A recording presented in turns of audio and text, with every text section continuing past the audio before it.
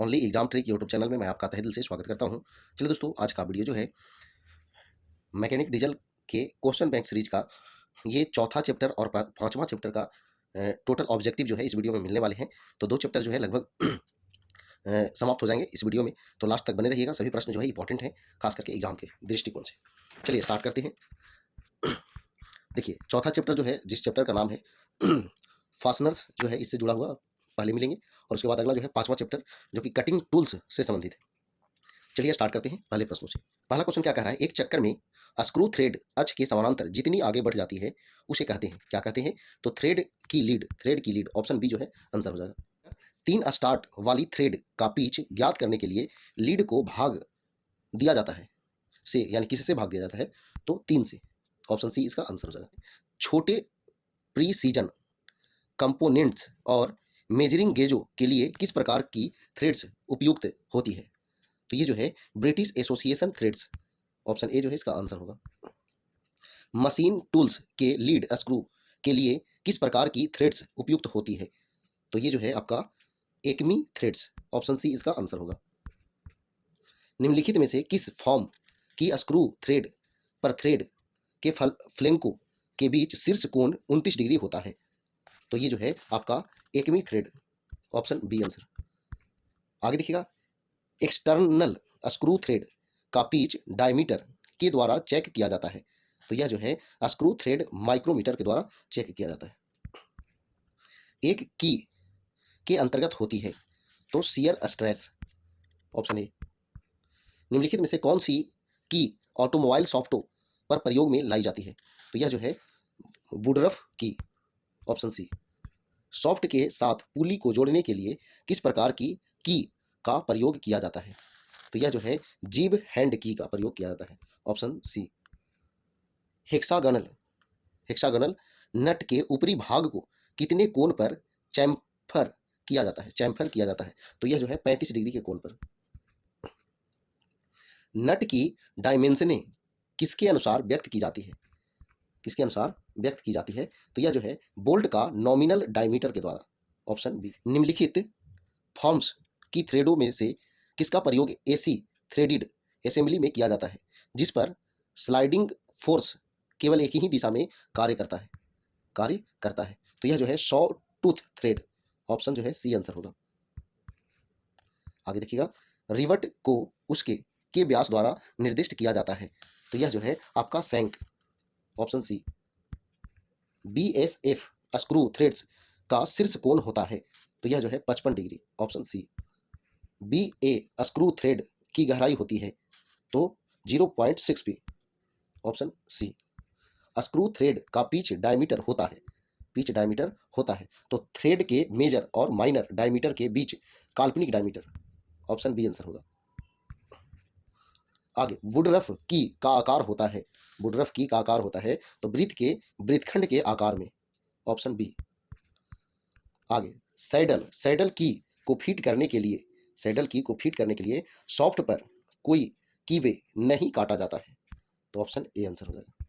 की एक डिवाइस है जिसका प्रयोग किया जाता है मेटिंग पार्ट्स की फास्टनिंग के लिए, तो ऑप्शन ए जो है इसका आंसर हो जाएगा।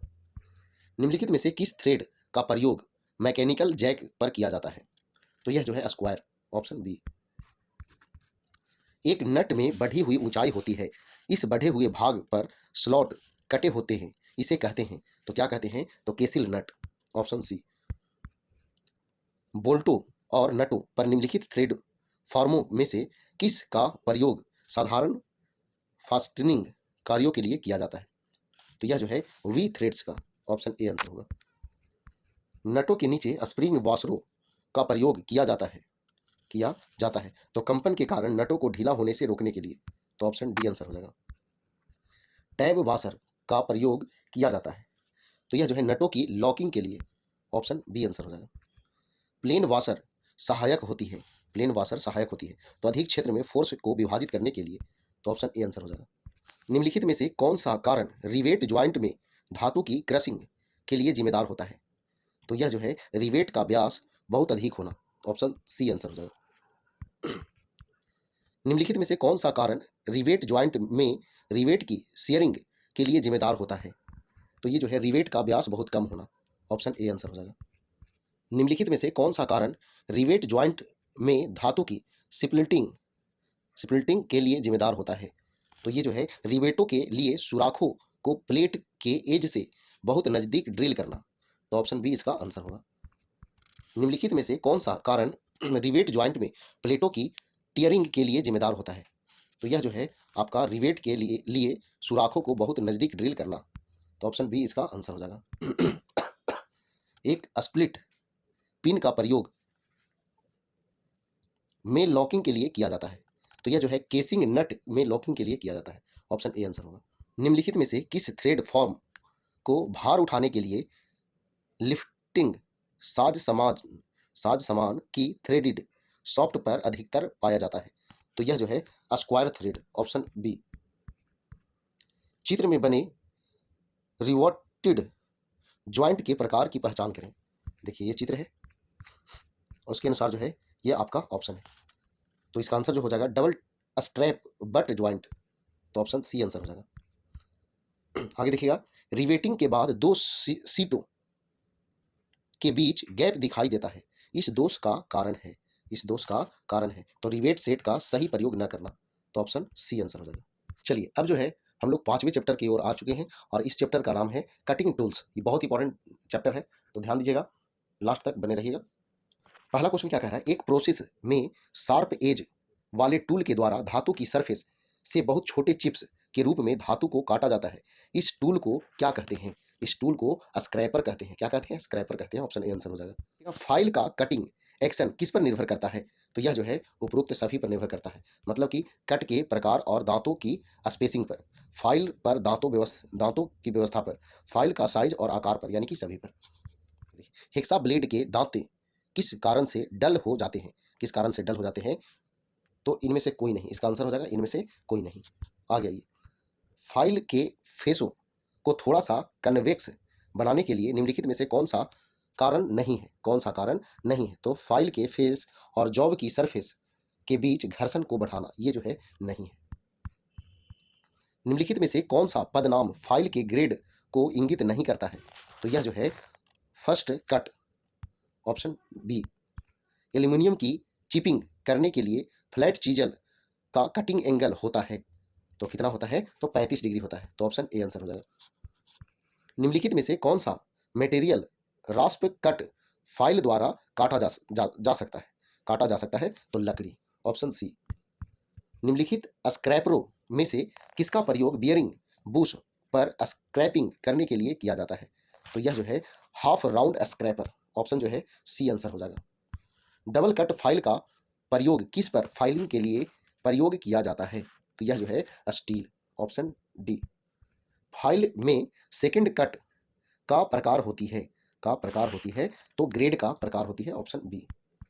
फ्लैट चीजल की बाड़ी प्रायः किस प्रकार की होती है? तो यह जो है अष्टभुज होती है। कैसी होती है? अष्टभुज, ऑप्शन डी। कि वे काटने वाली चीजल कौन सी होती है? तो ये जो है cape chisel, option A answer. आगे देखिए, किसी फ्लैट बास्टर्ड फाइल की दोनों साइडों पर होते हैं, तो डबल कट दांते, ऑप्शन सी। हेक्सा ब्लेड की लंबाई मापी जाती है, तो यह जो है एक पिन होल के सेंटर से दूसरे पिन के होल के सेंटर तक, ऑप्शन बी। 15 नंबर क्वेश्चन क्या कह रहा है, एक नए हेक्सा ब्लेड को पुराने द्वारा बनाए गए ब्लाइंड सॉकेट में प्रयोग नहीं करना चाहिए, क्योंकि ब्लेड को चलाने के लिए पर्याप्त स्थान नहीं होता है, इसलिए। तो ऑप्शन ए आंसर हो जाएगा। फाइल के सेफ एज का प्रयोग किया जाता है, तो संलग्न भुजाओं को बचाने के लिए, ऑप्शन बी आंसर हो जाएगा। फाइल कार्ड का प्रयोग किया जाता है, तो यह जो है फाइल के दांते साफ करने के लिए, ऑप्शन बी आंसर हो जाएगा। हेक्सा ब्लेड में दांतों की सेटिंग की ब्लेड और वर्क पीस के बीच घर्षण को दूर करने के लिए आवश्यकता होती है, तो ऑप्शन बी आंसर हो जाएगा। निम्नलिखित में से किस मटेरियल का प्रयोग ग्राइंडिंग व्हील बनाने के लिए किया जाता है? तो यह जो है सिलिकॉन कार्बाइड का, ऑप्शन ए आंसर हो जाएगा। फ्लैट चीजल के कटिंग एज पर थोड़ी सी कनेक्टिविटी बनाई जाती है तो कटिंग एज के सिरों को धातु से धंसने से रोकने के लिए, तो ऑप्शन डी आंसर हो जाएगा। चिपिंग करते समय क्लियरेंस एंगल किसके बीच का कोण होता है? किसके बीच का कोण होता है? तो जॉब की वर्किंग सरफेस और चीजल के कटिंग एज की बॉटम सरफेस, तो ऑप्शन बी जो है इसका आंसर हो जाएगा। पतले सेक्शन वाली ट्यूबों को काटने के लिए हेक्सा ब्लेड का अति उपयुक्त पिच होता है, तो 0.8 mm, option A. Solid brass को काटने के लिए हेक्सा ब्लेड का उपयुक्त पिच होता है, तो ये जो है 1.8 mm, option D. Hexa blade की साधारणतया प्रयोग में लाई जाने वाली स्टैंडर्ड लंबाई होती है तो 250 mm, ऑप्शन डी। निम्नलिखित में से कौन सा कृत्रिम एब्रेसिव है? तो एल्यूमिनियम ऑक्साइड, ऑप्शन ए। चित्र में ए द्वारा इंगित कोण का क्या नाम है? देखिए ए द्वारा जो इंगित कोण है इसका क्या नाम है? ये जो इंगित कोण है इसका क्या नाम है? तो इसका जो है रेक एंगल नाम है, ऑप्शन सी आंसर हो जाएगा।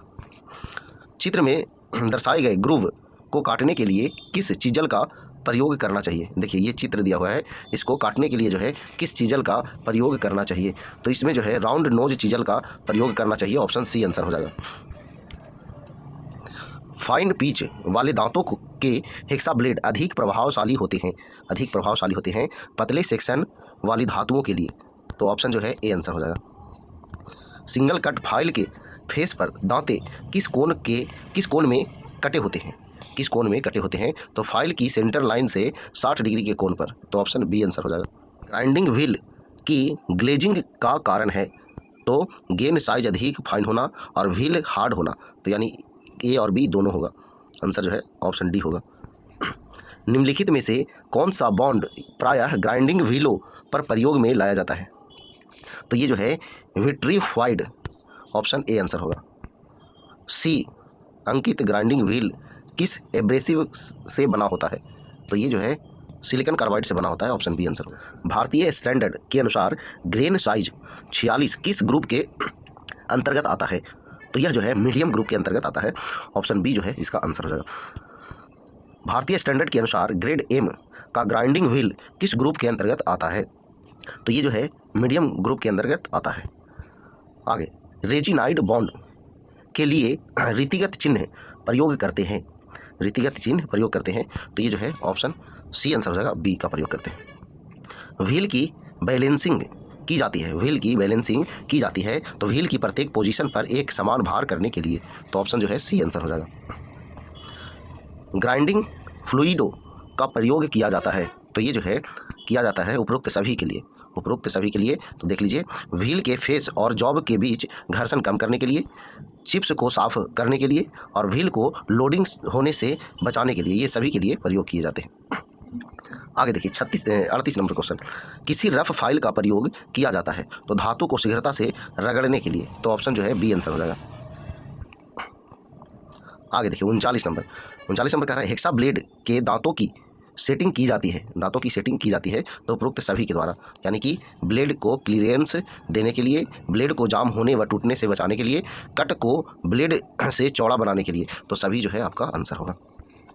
आगे देखिए 40 नंबर, व्हील की ग्लेजिंग के लिए निम्नलिखित में से कौन सा कारण नहीं है? तो व्हील के ड्रेसिंग सही न होना, ये आपका नहीं है। आगे देखिए, ग्लेज या लोड हुए व्हील का प्रयोग करने से प्रभाव पड़ता है, तो क्या प्रभाव पड़ता है? तो ये सभी प्रभाव पड़ता है, यानी कि अधिक गर्मी उत्पन्न होती है, खराब सरफेस फिनिश आती है, व्हील के फेस और कार्य की सरफेस के बीच अत्यधिक कटिंग प्रेशर लगता है, तो ये सभी के सभी आंसर होगा। ग्राइंडिंग व्हील की लोडिंग के लिए निम्नलिखित में से कौन सा कारण नहीं है? तो व्हील का ग्रेन साइज और ग्रेड उपयुक्त होना, तो ये आपका नहीं है। ग्राइंडिंग व्हील की ड्रेसिंग और ट्रूइंग एक ही साज सामान से की जाती है, तो ऑप्शन बी आंसर हो जाएगा। चित्र में दर्शाए गए ग्रूव की चिपिंग करने के लिए निम्नलिखित में से किस चीजल का प्रयोग किया जाता है? ये जो है आपको चित्र दिया हुआ है और इसमें से पता करना है कि कौन से चीजल का प्रयोग किया जाएगा। तो देखिएगा, ये जो है क्रॉस कट चीजल का प्रयोग किया जाएगा, ऑप्शन बी आंसर हो जाएगा। आगे देखिए, जैसा कि चित्र में दिखाया गया है, चीजल के द्वारा एक ग्रूव की चिपिंग की जा रही है। जब चिपिंग ग्रूव के अंत तक पहुंचती है तो धातु को उभाड़ के रूप में टूटने से आप कैसे बचा सकते हैं? सही उत्तर को चुनें। अब देखिए, पहले चित्र देख लीजिए, ये चित्र है और चित्र के बाद जो है ये आपका ऑप्शन है, क्वेश्चन का ऑप्शन है। तो इसमें जो है अंतिम भाग को उल्टी दिशा से चिपिंग करना, ये जो है आंसर इसका हो जाएगा। आगे देखिए 46, शीशे को ग्राइंड करने के लिए आपको उपयुक्त एब्रेसिव वाला ग्राइंडिंग व्हील चुनना है। आप किस एब्रेसिव का चयन करेंगे? आप किस एब्रेसिव का चयन करेंगे? तो डायमंड एब्रेसिव का चयन करेंगे। आगे देखिए 47 नंबर क्वेश्चन, माइल्ड स्टील की ग्राइंडिंग के दौरान निम्नलिखित में से कौन सा कटिंग फ्लूइड प्रयोग किया जाता है? तो ये जो है soluble oil, option C answer हो जाएगा।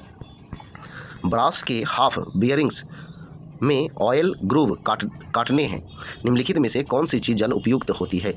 तो ये जो है आपका हाफ राउंड नोज चीजल, तो ये जो है आपका ऑप्शन सी आंसर हो जाएगा। तो चलिए दोस्तों, ये जो है 2 चैप्टर का ऑब्जेक्टिव हम आपको दिए। ये दूसरा जो चैप्टर था ये बहुत ही इंपॉर्टेंट चैप्टर था, तो ये जो भी ऑब्जेक्टिव है सब इंपॉर्टेंट है, इसको 1-2 बार रिवीजन कर लीजिएगा, तभी जो है आप एग्ज़ाम से पहले रिवीजन करके ही जाइएगा। और एग्ज़ाम से पहले जो है हम आपको पूरा ट्रेड का ऑब्जेक्टिव करा देंगे और इससे जो है आपको लगभग जो है 5 मार्क्स से ज़्यादा आ जाएगा। तो चलिए, अगर वीडियो पसंद आया तो वीडियो को लाइक करें, दोस्तों का शेयर करें। तो आज इतना ही। जय हिंद, जय भारत, वंदे मातरम।